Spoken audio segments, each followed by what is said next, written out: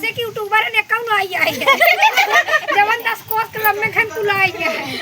रत्नेश भैया बहुत कष्टे कसाला 4 बजे उठे, धीरे धीरे खटिए पर से नीचे उतरन, धीरे धीरे गए बाथरूम में नहाए।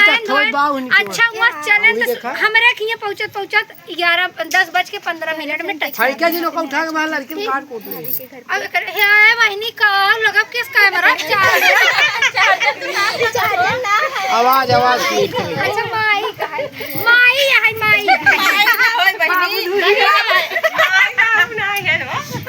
माई ना है कहीं नहीं। और एक तो के बाद बस एजल से ले गया लोग का मोबाइल नहीं लेके आए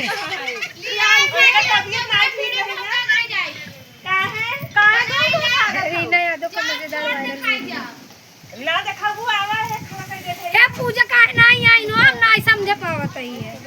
आए अपने खिया सिर्फ ओ का कादेन चलो ध्यान रखना नहीं हो जाएगा आलूया पे सब बना तो का पहले है क्या वो दवाई टिकिया खियाए रही ना हमरा खियाए तो गुड़ का पानी पी ले अपने